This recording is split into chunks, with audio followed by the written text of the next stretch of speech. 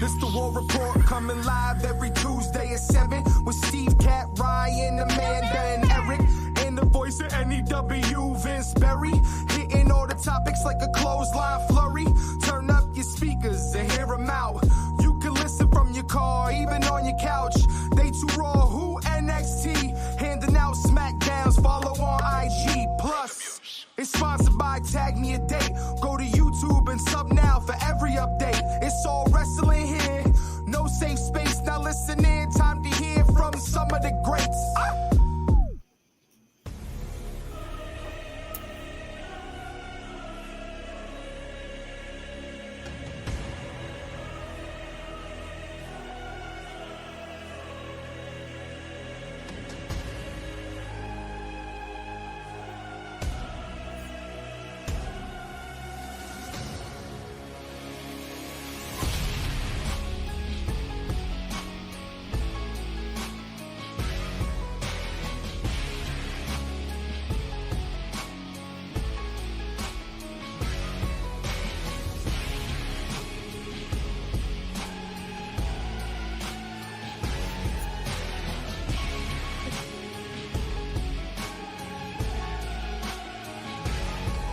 Acknowledge me. Acknowledge me. Welcome, everybody, to another edition of the War Report podcast. Coming off of SummerSlam, we have a lot to talk about. Vince is on vacation. We've got Kat, we've got Autumn, we've got Al. Ryan may drop in. We'll see. We may have Eddie, but we got us. So there's so much to cover. Queen Rodham is back from YouTube, says hello. Hello, Queen Rodham. Welcome back to the show.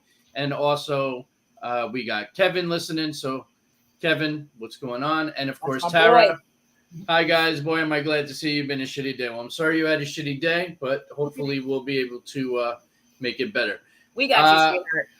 So, I mean, I guess we get right into it, right? We have to talk about SummerSlam. And I got to tell you, I was very excited for SummerSlam. There was a lot of hype going into SummerSlam, and there was a lot of good things that happened at SummerSlam. There are quite a number of things that really pissed me off, and we'll get into that. And, of course, we got some surprising finishes. So we'll definitely go over the card and see. Facebook user Kevin, I guess that Jay versus Roman match pissed me off. Yeah, we'll definitely get into that. Yeah. So where do you guys want to start? I mean, are we going to go from the very beginning? Because we did open with Logan Paul. He did have an agreement that he would go first so he can get on a plane and go to his brother's fight. But before we dive fully in to the card, overall, on a scale of 1 to 10, obviously 10 being the best, how are we rating SummerSlam overall? I got to tell you, for me, I'm giving it a 6 out of 10. That's 4. Exactly what I gave it. 4. I had the same number in mind. 6 out of 10. Yeah. Yes. Yeah, I think 4 is a little harsh. Kevin really wants to go right into the finish. F Jimmy Uso, yeah, I said it. Fight me. That's why I'm giving it a 4. Yeah, we'll definitely dive into that, but we're going to save that for a little bit later. But Tara also agrees we're going to go with a 6 out of 10. Here we go. Queen Rodham, she gives it a 9 out of 10 because Roman is still the head of the table and Jimmy turning on his brother. Jay and Solo may break away from Roman. Okay, so maybe we're going to start at the main event and we'll work our way back. Kevin's giving it a 6 out of 10, but everyone seems to want to talk about Roman and the tribal combat match. So let's start there and we'll go back. Here's where I'm torn. I'm personally very happy that Roman is still the head of the table. I am still very happy that he is our tribal chief because at the end of the day, it's going to keep this going. And we have just opened a whole nother chapter to the story. Just when you think there's nowhere else they can go, we are now going. And they have now made it a way to keep it going because they'd be stupid not to with the amount of merchandise sales and the fact that they're selling out every goddamn house show, and most of it is because of the bloodline, or at least a very big part of it, set aside, Cody Rhodes, and we'll get into that too. But, it's am I happy that Jimmy turned on Jay to cost Jay the match? No. Do I think we are now setting up Jimmy versus Jay at WrestleMania, which has been talked about? It looks that way. I don't know. I don't know how to. What are you not happy about, though? What exactly got you so bad? I don't. They're the greatest tag team of the 21st century. They all split up and come back together. They all do it. I know, but and listen, I will say this. From a one-on-one standpoint, those two are going to have some incredible matches because they know each other so well. They share a brain. So in that respect, but so Eric hasn't been able to be with us, but he did want to add his opinion on this. And he actually has a pretty interesting take on it. So I want to see everyone's opinion. I'm not going to be on, but I have something to contribute regarding the Jimmy Uso situation. So I hope it makes it on air. I have a feeling that we're going to end up with a Horseman-style swerve with the bloodline. During the Horseman Silver War between Ric Flair and Arn Anderson, Brian Pillman turned on Flair and joined Arn. Flair recruited Sting as his partner and screwed him, with it being a Horseman reunion swerve all along. I feel like Roman and Jimmy are the Arn and Pillman, where Jay is Ric Flair, and recruits Sammy conveniently without partner due to injury, only to turn and the bloodline is whole again. A hell of an idea. So where do you leave Solo in all of this? That's a very good question. Because the biggest thing is this. With Solo the other night too, because now it looked like there was some Solo Roman. There's animosity. There's animosity there. And if wrestling ever writes something on the wall for us, it's always the animosity. It lets you know ahead of time when shit's about to hit the fan. Well, this is... No, go ahead. I'm sorry. No, this is already, I think, the second or third time we see it. We see I think he hit him before or something, and now he literally goes through him with his finisher. So, he was kind of upset. They have Solo. He don't even know how to speak English out there, and you could tell by his mannerism he was upset. I think before we can really... Anyone that, like Kevin, for example, is hating this idea with the Usos, and I'm kind of with him on it a little bit because I don't know, it's just I like them together, but I do think they're going to create some great matches. But here's the thing. I feel like we can't really say much about it until SmackDown and we hear what Jimmy has to say, because for all we know, he didn't do this because he wanted to help Roman. Maybe there's some other agenda, and then you set up a triple threat, or maybe a fatal four-way if you throw Solo in there and you have a fatal four-way bloodline match, or something like that. Here's my only big major issue with the match. They called this a tribal combat match all along. Samoan rules, everything, no interference, no this, no that. Then all of a sudden we got Solo, then we got Jimmy. Just call it a no disqualification match, falls count anywhere, whatever the fuck you want to call it, because that's what the match basically was. But you know what? And here's my problem also, and you're not wrong, but to take it a step further, I would have even been okay if you didn't have that. Yeah. But have the elders. Right. Have Rikishi. Have, Alpha, Sika, yeah. Right. Bring out, yeah. Umaga, he's dead. Yeah, I feel like he was dead. I think you tend to forget, like Paul Heyman said, you're only in the third inning. You can't bring a closer in the third inning.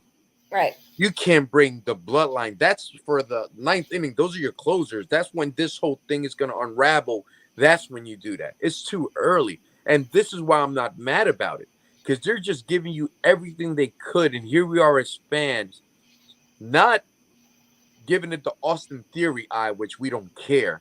Right. We care so much. We're mad about the investment we're putting into this. But now this is my biggest thing why I believe that what they did with the Usos is perfect. Right now, you just had them held the titles for the longest reign in WWE history. You don't want to turn them into the New Day. What you gonna do? Have them fight people, tag teams, and lose and put people over? You can't do that with them. They're too hot. So the only thing you could really do with them, and mind you, they're great single wrestlers. Jay more than Jimmy, but I think Jimmy can hold his own, is give them what they've always wanted. They've said it. They've always wanted to headline WrestleMania, one against another, and hopefully had their dad involved in one way or another. So for me, we're getting closer to their dreams, and they just, once again, gave us the swerve that we weren't expecting. But I don't think it was a bad swerve. Like, I really like this, because I can't wait till Friday to find out what the hell's going to involve. Absolutely. And I will say this, it did what it was supposed to do because my mouth hit the floor. I didn't see it coming. Like it never dawned on me that Jimmy was actually going to turn. So it's going to be very interesting to see what he has to say. Queen Rodham over at YouTube, you also got to look at this like this too.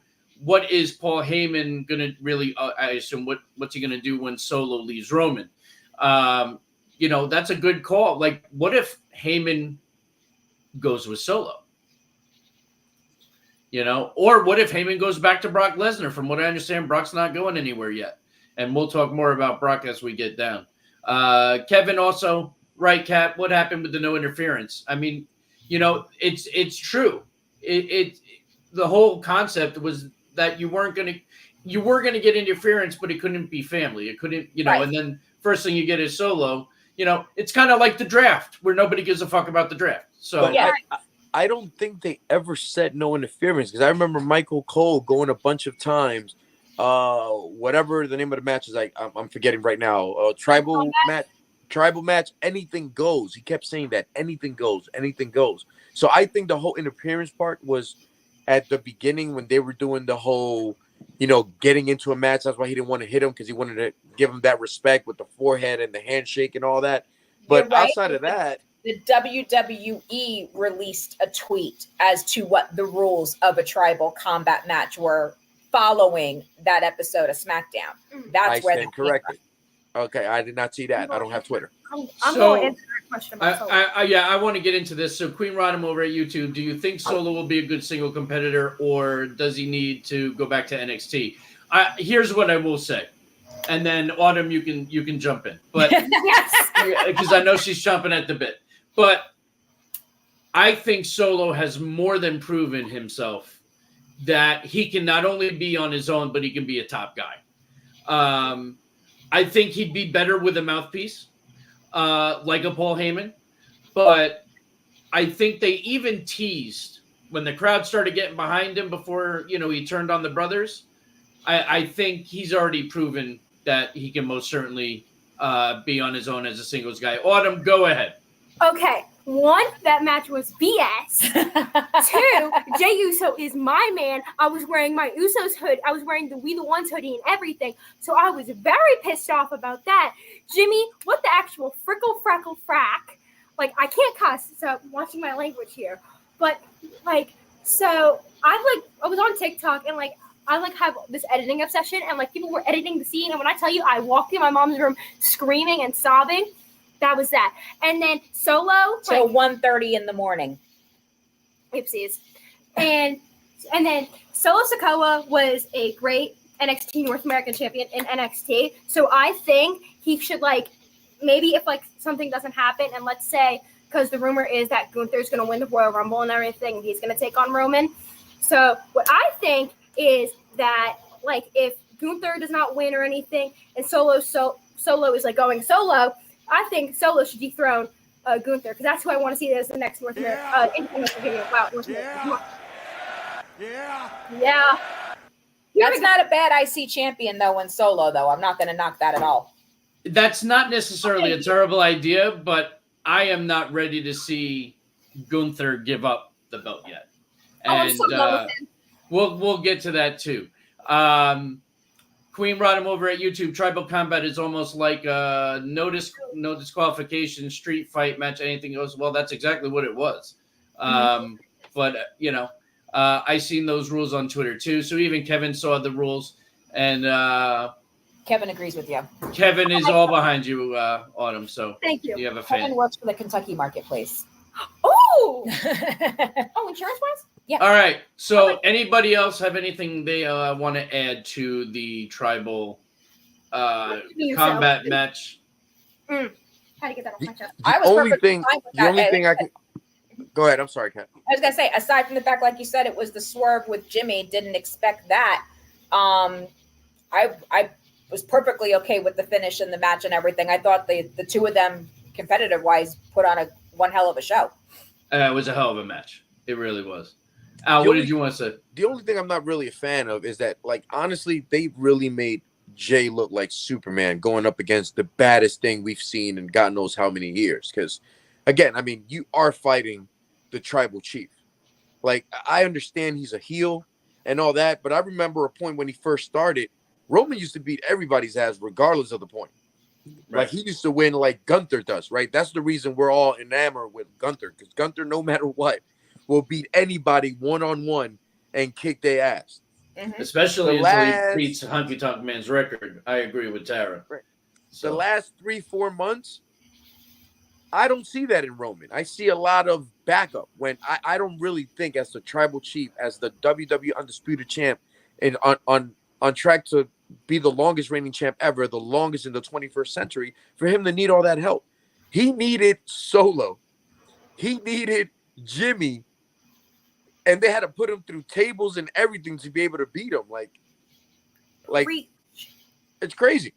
For me, that was nuts. I'm like, this is a lot. But they had to do the same thing with Brock Lesnar last time or whatever, too, at the last SummerSlam when they had to put tables and chairs and everything all over him.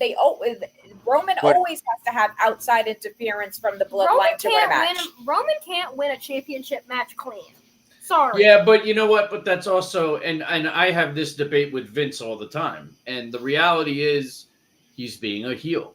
Most heels cheat to win. I'm just saying that wasn't anything different than any other match. No, I know, but I'm saying more to Autumn, because Autumn said the same thing that Vince always says, which is, that he can't ever win a match clean or without anyone else. But at the same time, that's kind of a heelish thing to do. Hold on, Autumn. Queen Rodham over at YouTube. Do you think Solo tries to take the title from Roman now that he's trying to not listen to Roman? I don't think that's going to happen anytime soon. I do think that that's something that's going to happen down the line. And listen, for all we know, Solo could be the one to dethrone Roman. It's very possible. But I don't think we're there yet. That's just my opinion. What do you guys think? I don't think he's ready yet. Yeah, I think he needs at least another year or so, maybe 2, because I didn't think that what's his face? What's that dude in NXT? Braun Breaker, right? Yeah. I didn't think he was ready for a title, but he got it after 6 months. And he's just Braun Breaker. He's whatever. But personally, I hate Braun Breaker. That's just me. But Al, what do you think? I think that, Solo's going to be your 9th inning guy for this. I think he will be the one to dethrone him, but we're still we're in the infant stages, man. We have a long way to go. Yeah. We're going to have a lot of more of these podcasts you upset. Extra innings. Like this. Yeah, that's for sure. All right. Let's get off of the tribal combat match. It's been 20 minutes. I want to talk about, we're just going to jump around the card because I want to talk about what I surprisingly, although not surprisingly, the worst match of the night, which was 1,000% hands down Ronda Rousey versus Shayna Baszler. I mean, that was the only match you actually saw people getting up and going and really taking a piss break. And it was dead silent. You could hear, there was TikTok videos of people in the crowd where you could hear a pin drop. Nobody gave it to it. And it's sad because the build-up packages were great. The emotion behind it was great. The story was all real. It was all real shit, and it made sense. But you don't have two MMA-style wrestlers wrestle a simulated MMA match. If you're going to do MMA rules, you let them go MMA and beat the shit. Let them freaking fight. Yep. It was watered down. It was too WWE. and it was 7 minutes long, and that's how Ronda's going out. And I think that sucks for Ronda, and I don't think it helped Shayna at all elevate herself, you know. And that's a shame because the idea was this was going to elevate Shayna, and I don't think that did that. Whoever produced that match needs Probably to Jason be Jordan. shot. Probably Jason Jordan of all people. I've always been one to say that outside of Ronda Rousey just being MMA Ronda Rousey, the only reason she's hung around this long is because she has people in the ring that carry her. And unfortunately, I don't think Baszler is that person. She can't really carry a match herself yet, per se. So I thought it was horrific. Like, I honestly thought this would be the last thing you talked about because I didn't want to take a long time on this subject, but it was. I thought it was as bad as a match I've seen in a very long time, like very long time. It was bad. It was bad. And for a SummerSlam match, oh my god. Yeah. Yes. So let's put it this way: Becky and Trish got pulled off the card for that shit. Oh, that's now I'm rating it a 4 out of 10 that. for that. I didn't know that. They didn't get pulled off. They didn't get pulled off for that. Yes, they did because they said it was supposed to be a 15-minute match. So if you left that 7 minutes out, you only had to add 7 more minutes. It already went till almost midnight. And I heard that Trish wasn't going to be 100% cleared until next week, and that's why they did it. So maybe that's why they pulled it. Okay. I mean, if you look at her nose, it still looks fucked up. Oh, 100%. You know what I mean? Absolutely. But, like, it's still... I just don't like Trish Stratus. They could have put that on the pre-show. Facts. Yeah, well, yeah, that's true.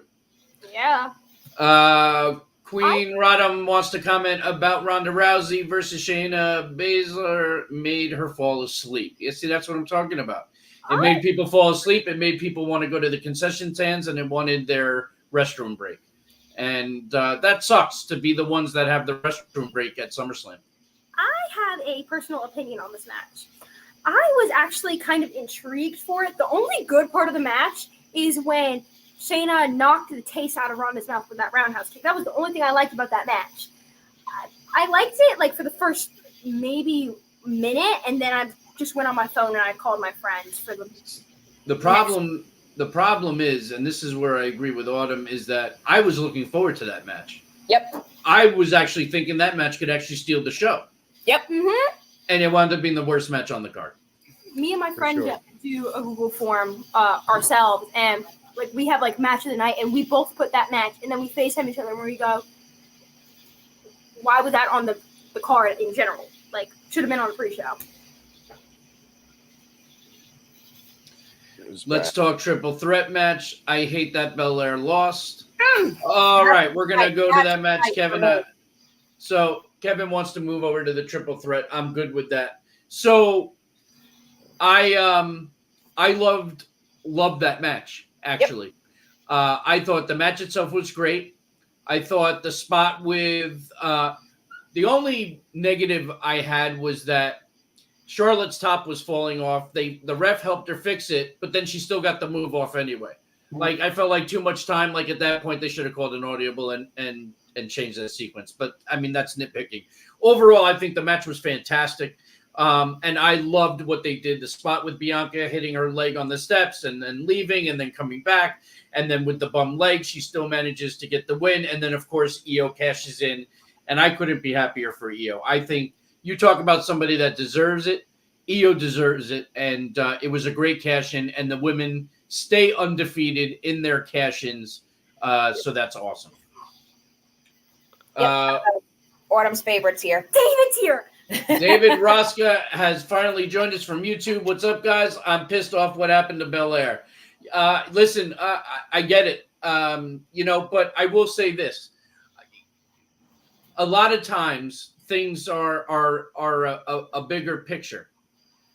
And I think you have to let things play because I really think this is going to lead to something bigger for Bianca. And it doesn't necessarily have to be the title. We had Bianca have it for a year.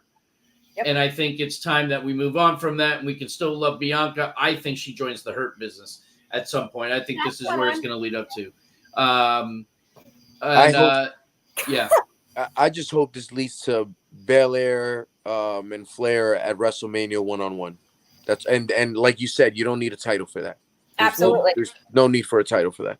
Right. I agree. I think that's the way you go. And the way Belair lost, she lost as a hero. She left with a bad knee, came back, pinned somebody, wins the title, gets another championship under her belt. But with a bum knee after a 45-minute match, you don't expect her to be able to beat a fresh girl that comes out. So I was completely fine with it. Yep. I do agree. Neil Sky definitely deserves the title. The fans been behind her for a good couple of months lately. The only thing is that I wanted her to turn face before she got the title, but I guess that'll happen organically because I'm sure now her teammates, one of them will be jealous and turn on her. Exactly. So I can see that happening. So I'm okay with that too. And David also wants Belair to turn heel and join the Street Profits. The one thing I have heard that Bianca's been very vocal about not wanting to turn heel and be like a John Cena where she never turns. So I hope that isn't the case because I think she'd be a great heel and I think it would be a way to recharge her. And that's not to say she's losing anything. Kevin over at Facebook, it was how EO won, but that's a cardinal rule that anyone with Money in the Bank cashes in and wins instantly. Yeah, I mean, I thought the cash in was great. It was she saw the opportunity. That's when you cash in. I thought the sequence with Bayley hitting the other two with the briefcase, and then Io going in and hitting with the briefcase, and then setting up. And as soon as the bell rings, she hits her moonsault. I think it was perfect. Yeah, and I'm happy for it. Yeah, aside from the one wardrobe malfunction thing with Charlotte, that goes up there as one of my nominees for match of the night right there. And I will say this too. One thing that kind of pissed me off about the match is that I kind of wanted Asuka to keep it. I don't think that was a significant enough run, and she deserves that. It's like every time Asuka gets the belt, it's a short reign, and I think it's bullshit. So but once Bianca won, then you knew there was the cash in, that you knew that Io was pretty much coming out. So then it kind of just made you forget all about the Asuka part anyway. Yeah, but I didn't forget about that because right away I said, shit, Asuka lost the belt, and that sucks. Queen Rodham, how do you end up winning the title after being injured and then turn and lose it not even 5 seconds later? Well, I mean, listen. Every single female Money in the Bank cash in, that's how it happens. Yeah. Alberto Del Rio. Don't forget about him. That's right. Alberto Del Rio. I mean, the best cash in history, by the way. In at WrestleMania, that's how 90% of most of the cash ins happen. Yep. Yeah. What do you got on him? I don't like how since 2021, something happens to Bianca at SummerSlam. Like, first we got Becky returning after she was impregnated by Seth Rollins. Then we got freaking Damage Control for me, and then we got Damage Control again. Like, they just purposely want to do this to her. I'm a Bianca. Damn. This is why he's not my manager anymore. This is why Steve's not your manager anymore. I'm hiring Al. I'm open for business. Adding him on Facebook. I gotta get a Vince "You're Fired" sound. One of them. Oh yeah, get a "You're Fired" sound for her. Side eye. Oh, my daughter says that now. Oops, my bad. So, all right, what's the next match we want to talk about? Let's go to Logan Paul to make Autumn happy. All right, Logan Paul versus Ricochet. Listen, I thought it was a great match. I said he was probably going to win by cheating, and he did with the brass knuckles. It doesn't hurt Ricochet. I think this is going to lead to another match between them. But I thought it was a great match. And once again, Logan Paul impressed the shit out of me. So I thought he was too sloppy half the time, honestly. And that's where I disagree with you. I didn't see sloppiness. Logan Paul scared the shit out of me with some of the stuff he was doing. I was like, oh my God, he's going to kill somebody. But he hit everything. Wow. I know. Like, she was like this. I was like, oh, I couldn't. He scared the crap out of me sometimes with some of the shit he was doing. Personally, I love Logan Paul. Like, I've loved him since I was like a little kid. What the hell are you now? A teenager. Oh, jeez. Thank you very much. I'm almost 15. And basically, like, I've been watching him since I was in 3rd grade. And, like, when I saw, like, he was coming to WWE, when I tell you I was, like, a kid in a candy store. Like, so But like, I was not happy with the way he won, and like, I was watching like on WWE's TikTok page, like the POV of Samantha Irving having to announce the emotion and the pain she had on her face that she saw her hubby lose. That got to me because like both of them are really hot, like Ricochet and Logan Paul. Like I don't know which one to pick. Like if there were two doors, I'm turning around and I'm going to Jey Uso. Sorry. Oh my God. I would say go with Paul. He probably has the most we money. may have just lost by that rant. You know what we just found out? That Logan Paul and Ricochet. You just made the list. You just made the list. You just made the list. You know, Logan Paul's having a boxing match on October 14th against Dylan Dennis. So what's the next match we want to cover? Thank you. Drew and Gunther. Match of the night. Yes. That's my match of the night.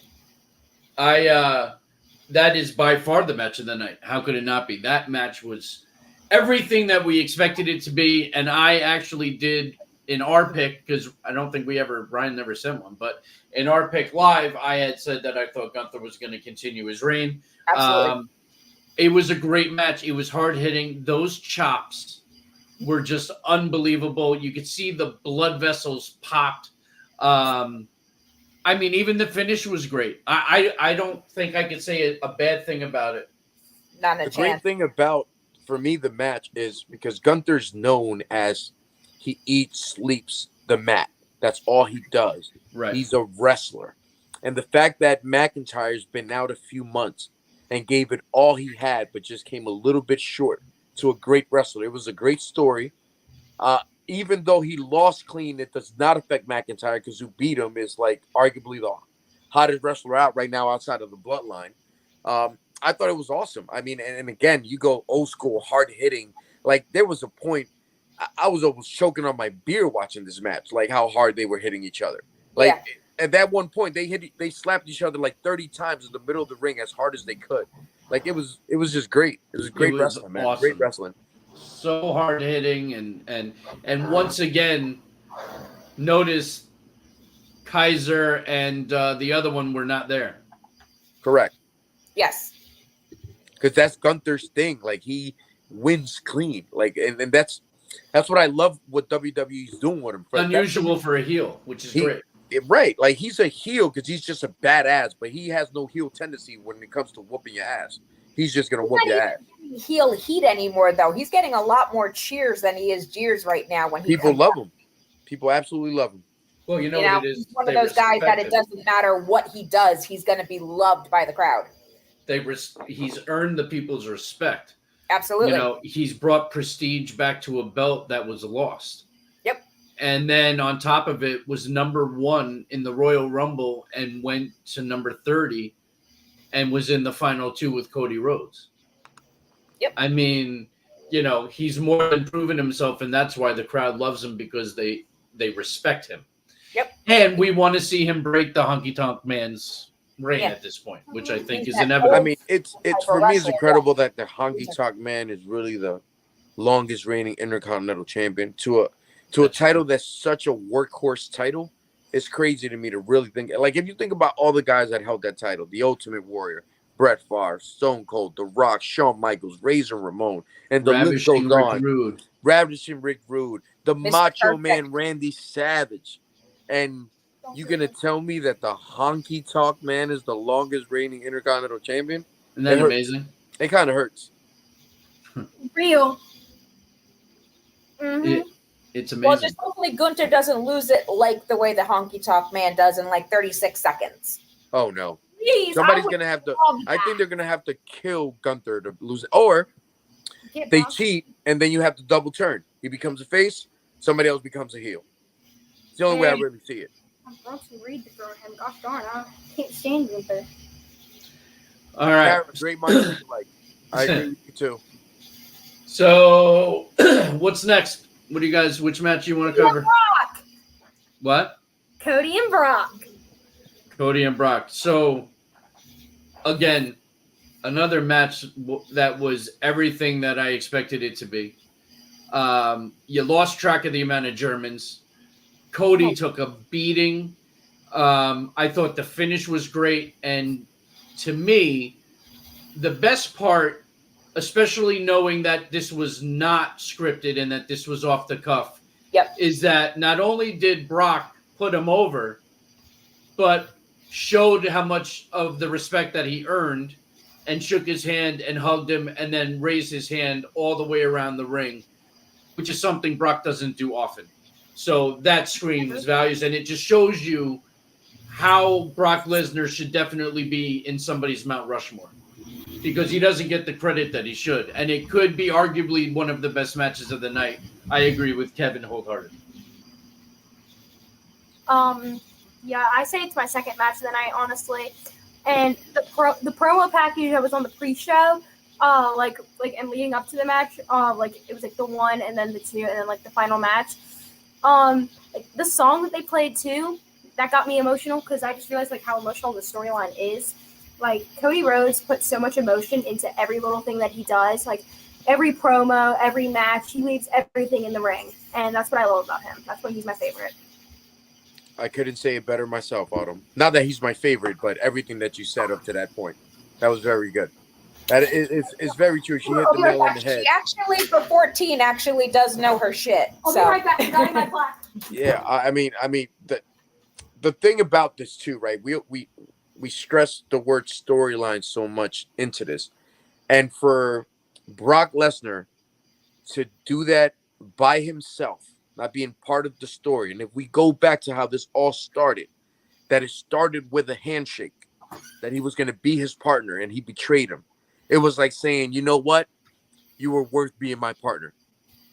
You earned to be my, in a way, you know, because that's really what it was.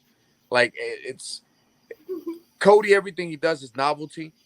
He does like Autumn said, like he bleeds the sport. Like even when he talks to the crowd, you hear the emotion in his face and all that. Like it was just a great ending to a rivalry. Ironically, the way it started too, again with a handshake, and it ends with a handshake. And not only that, the respect of Brock Lesnar, which I could probably count on one hand, and I'll still have fingers left to see that respect he's shown somebody in the ring before. You said it, that he shook his hand. He hasn't done that much. Has he ever shaken anybody's hand in the ring? Because I don't recall that. I'm sure. I think he actually has, but I couldn't recall who. But I do think I've seen it. But it's very rare. Kurt Angle, he did it once, and Kurt Angle might have been Kurt Angle, right? When he beat him for the championship. Eons ago. That was 2004. Probably, yeah. So I will say this too. Another reason why I gave it a 6 out of 10, because you had real opportunity to have some real true surprises. Yes, Jimmy Uso was a big surprise. Yes, Io, not a huge surprise because they've been teasing it, but a surprise. Okay. But we got no Bray. We got no Randy Orton. And you had an opportunity once again for The Rock, and it didn't happen. The writers are on strike. The Rock ain't doing shit, and he's a part of the bloodline. What are we doing? It was another perfect opportunity. So in those respects, there were no big surprises. And I feel like SummerSlam is one that we usually get at least one like really big surprise. And to me, Jimmy was a big surprise, but it's not what I would consider the big surprise. And, it wasn't it was a what the hell. It wasn't a holy shit. Right. Jimmy was more of a swerve, right? Because we're used to him. That was more like a what the hell was this about, you know? But yes, you're absolutely right. And that is the reason why, because there was a lot of rumors. This guy's ready to come back. Oh, they're bringing White back, and they're bringing the White family back, and, you know, all this other hoopla, and then nothing. So it left you high and dry. You know, that wasn't good. I did not like that.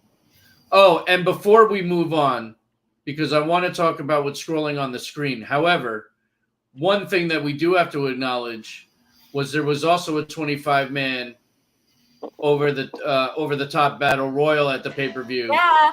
And our boy LA Knight. Yeah. Oh, hey, nice. Yeah. Thank you. That's pretty exciting, even though I don't think it really means anything. But What was the point of it? very cool. And not for nothing that the Slim Jim promo, that commercials and everything they did, to watch the Slim Jim commercials with Randy Savage in them again was actually pretty damn cool too. Yeah, that's true. Those made my night. I'm going to jump ahead a little bit since we are talking about LA Knight. The only time I've ever not been impressed with LA Knight was his promo on Raw, because he actually kind of sputtered over his head. like he sputtered his words a little bit. He looked kind of lost in his promo, which it was shocking to me to see that. I'm like, holy shit, this guy's human. I guess he got caught up in the moment. You mean with the Miz last night? Yeah. Yeah, it got a little emotional between him and the Miz. The Miz got a little personal. Miz cut a great promo. Like if you had to give somebody the heads up on that, but the Miz, I give him a lot of respect. Yeah, that's what Miz does though. He's phenomenal. All right, listen. So we talked a lot about Cody Rhodes for obvious reasons because his match with Brock was just superb. American Nightmare becoming Cody Rhodes on Peacock. I got a chance to watch it, and I've seen all the documentaries. And listen, WWE is phenomenal at putting together these documentaries. And of course, you get to see our boy, one of the hosts, Vince Berry, in it, which is very cool. But it's one of the best documentaries I have ever seen them do. It was so good. It's 2 hours. You should definitely check it out and watch. Why is your mouth on the floor? Because you said Vince Berry was in the She didn't know Vince was in it. She had Oh, no you idea. didn't know? Yeah, No. there's You didn't know? so there's a point. Oh, somebody. There's a point in the show in the documentary where he's touring the Indies since he left WWE and being Stardust, and he just had to leave. So when he left, and he started doing the Indies, he did a lot of NEW shows where Vince was the head ring announcer for the shows, and he did ring announcing for Kurt Angle versus Cody Rhodes in a cage, and they showed clips of that match, and you see Vince off to the side. So very cool. But it was a great documentary. If you have Peacock, which if you're a wrestling fan, how do you not have Peacock? You need to go watch it because it really is one of the best ones they've done. Really, really good. And they talk a lot about AEW too, which is kind of cool. She's just still recuperating over seeing the Vince doing the ring announcer for Adam Cole. That freaked her out enough like 2 weeks ago. So now you just added Cody to it. She's gonna faint. I've seen Vince be ring announcer for a lot of top guys. Mm-hmm. I haven't. Oh yeah, a lot of. Hey Steve. Yeah. If you don't have Peacock, are you even a wrestling fan? I don't imagine how you would be. I mean, listen, we're all cheap at some point, right? It's $5 Watch the commercial. It's not the end of the world, So. Or do not when I watch it, whenever I watch it on my phone, I get no commercials, which is weird. That is weird. And you only pay the $5? Well, somebody pays them. I don't know who. I think it's Comcast, but yeah. Well, if you pay the $9.99 version, you don't get the commercials. Right. I get it with the cable, so I don't even know what I have, honestly. So then So then you have the $9.99. You have Comcast, right? Yes. So then you have the $9.99 version. But when I watch Yellowstone, not to be given free advertising, I get a commercial, which is weird. Tara wants to know when Vince announced for Adam Cole. It was years ago. It was right before. I think it was right before Adam Cole went into NXT development. NXT, yep. Yeah. That was like one of his last indie shows before he got sucked into the vortex. If you listen to the interview that Vince did on the radio when Adam Cole was on in Hartford or whatever, they played the reel of it, and it's actually up on the radio channel's website for it and everything because they tied it all in together. Oh my God, I know. I'm so glad you brought this up, Steve. So one other thing I want to discuss before we get into anything else, because we do have about 15 minutes left. Heels on Stars is back. We are 2 episodes in. Don't say a word, Steve. I will not say a word, I promise. But what I am going to say is if you are a wrestling fan and you have not watched Heels on Stars, do yourself a favor. Get it they're doing a promotion right now. It's $5 for 6 months. Get Stars and watch season 1 and then watch season 2. It is by far one of the greatest wrestling television shows ever. Yes. And you see a lot of familiar faces along the way too. So it's just really well done. And you should definitely check it out. It's one of my favorites. I actually reordered Stars when I knew it was coming back because I'm very excited. It's a great show. So yeah, I just wanted to get that out there. I don't want to say anything that's going to ruin it for Al because I know he's a week behind. But 2 weeks now. You didn't watch the first one? No, You didn't? I did not. I'm trying to wait till like half season and I could binge the first 5 and then binge the next 5. Okay, I thought we went over this. We did, but I can't. I'm sorry. We went over this. I'll buy you lunch tomorrow for it. All right. I'm sorry. Shut your damn mouth. Shut your damn mouth. You're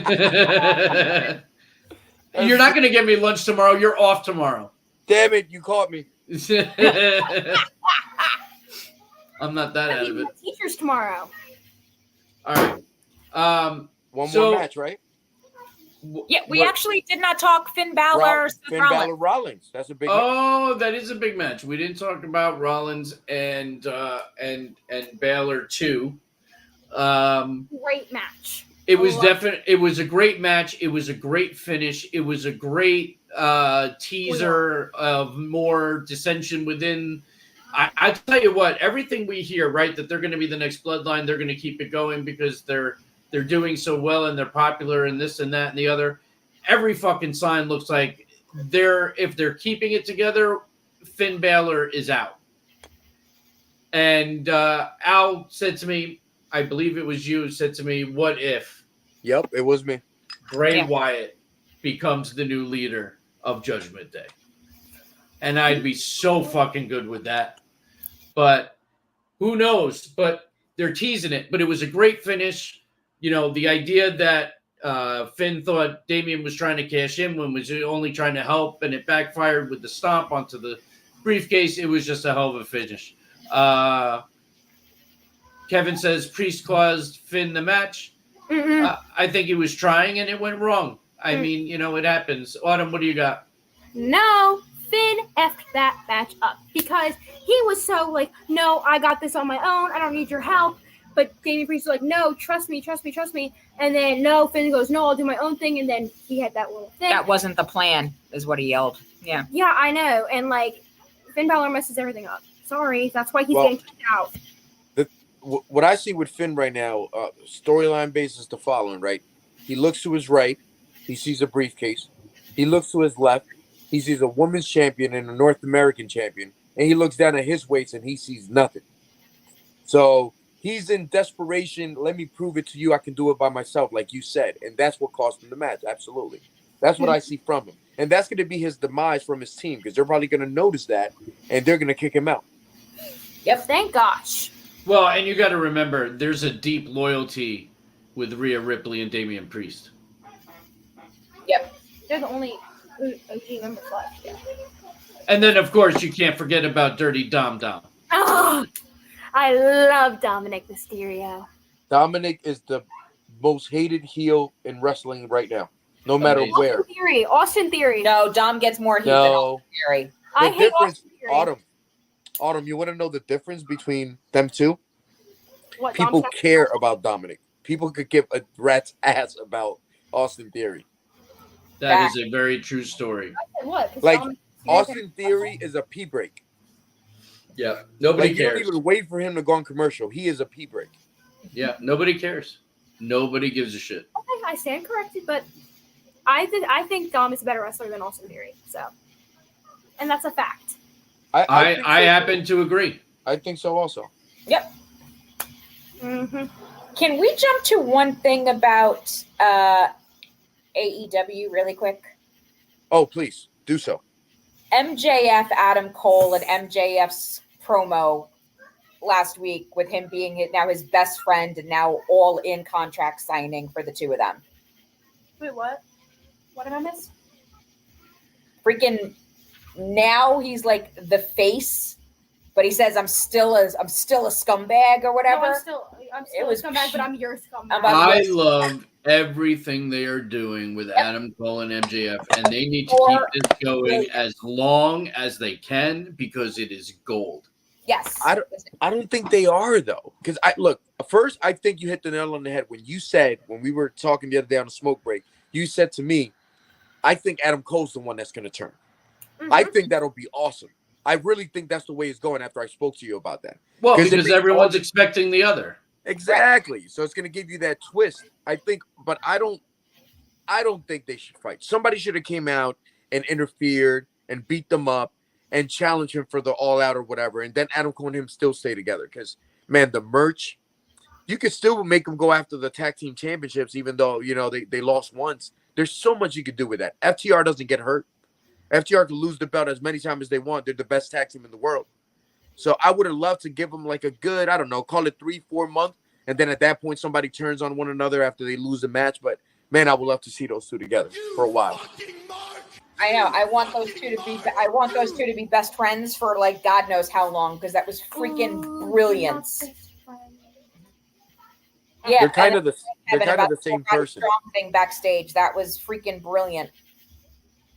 F is for friends who do stuff Kevin is digging MJF, says Roderick Strong is going to turn on Adam Cole. Yeah. I mean, that's very possible. LA Knight.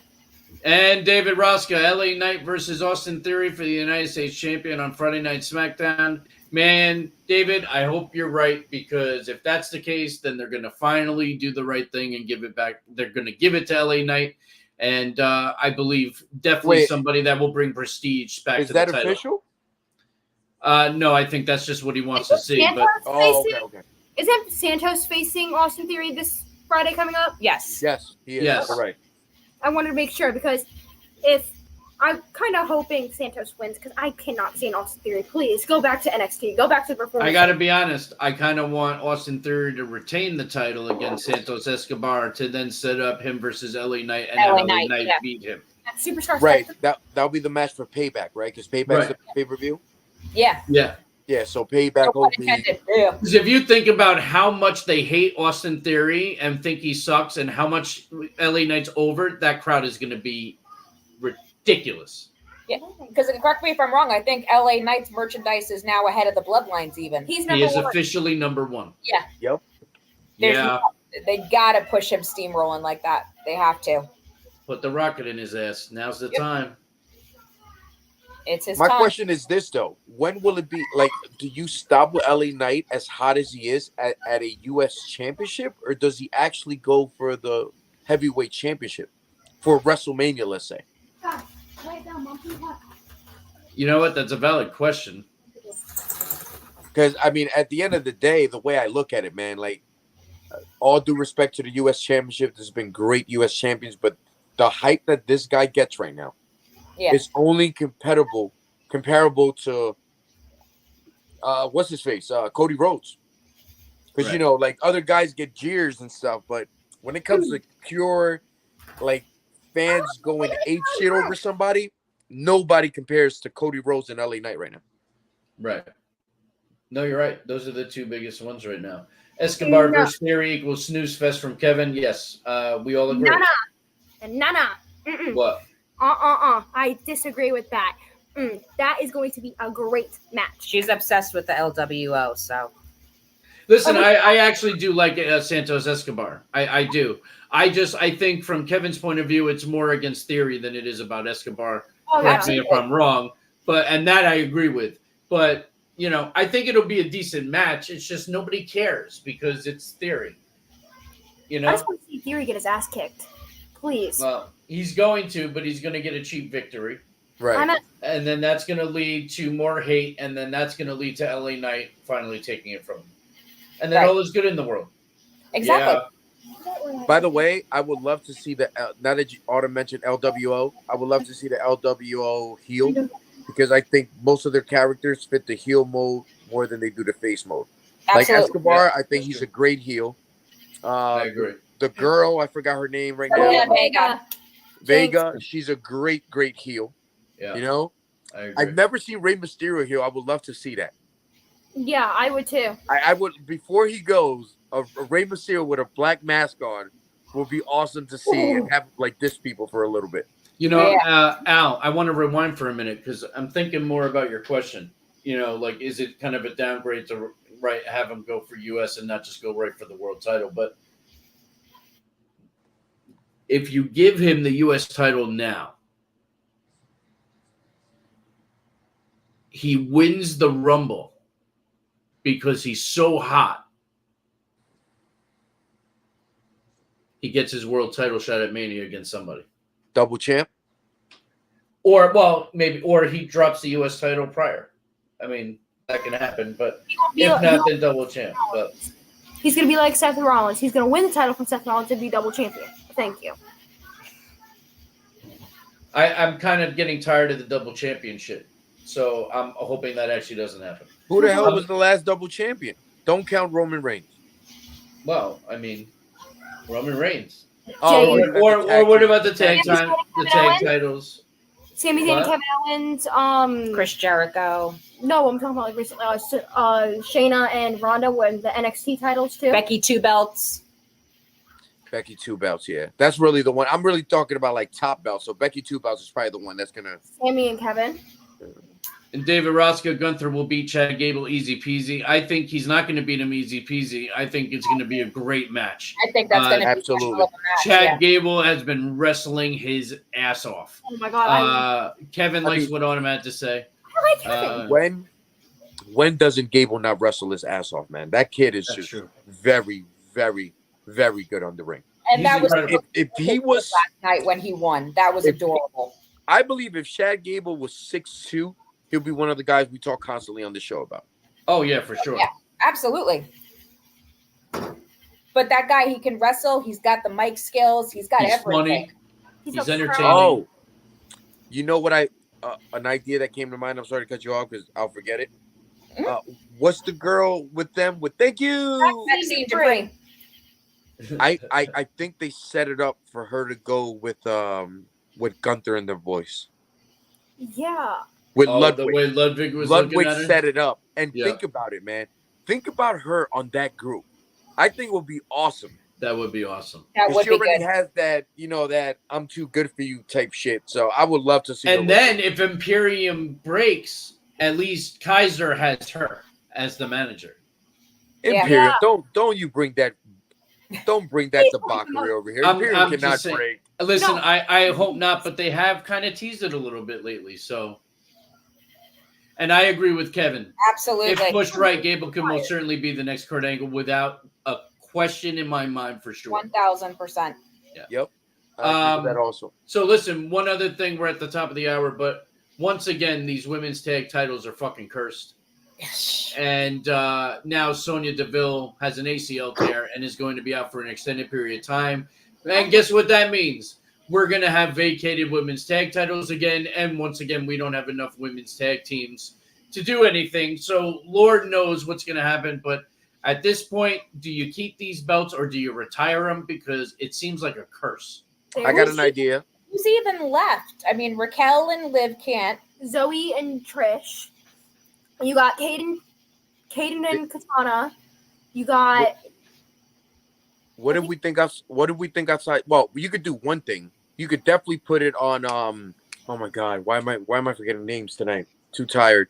Dakota Kai and those girls. Damage control. You can put it on the other two, and they could. And then they have all the belts. They'll have all three belts, and those two girls could actually do something with them. So I wouldn't be mad at that. Another thing is. Against? You could finally retire. You could find that wouldn't be a bad idea. You could go ahead and force the bloodline, bring Nia Jax and her other cousin back. Tamina, and let them take the titles. And let them be part of the bloodline. That works. That wouldn't be bad. I would like that. That Nia Jax was coming back this week too. There's Alba Fire and Isla Dawn. She's in phenomenal shape, by the way. I was going to say so much weight. Yeah, she's been working out hard with Charlotte. And you got to see some of her videos and pictures. Like, she's still a big girl, but she has lost a significant amount of weight, and she's looking fantastic. Yeah. Tamina did too. They both look stellar. Oh, and listen, also, before we start to close, Kevin, thank you. I forgot to mention. So Big E was told to never wrestle again by his doctors. He should go into WWE commentary. I definitely, listen, he would be great on commentary. I definitely think you need to do something with him, and definitely keep him around. But it's heartbreaking. He's way too young to have to know that his career in ring is over. But WWE is usually pretty good when it comes to that kind of thing. I mean, look at Corey Graves as a perfect example. Became a great full-time commentator. There are things you could do with Big E. He's funny. He's fun. He can still come out and manage the New Day. Like, there are things you can do. So hopefully they do something because it's a damn shame. Let him replace Adam Pearce.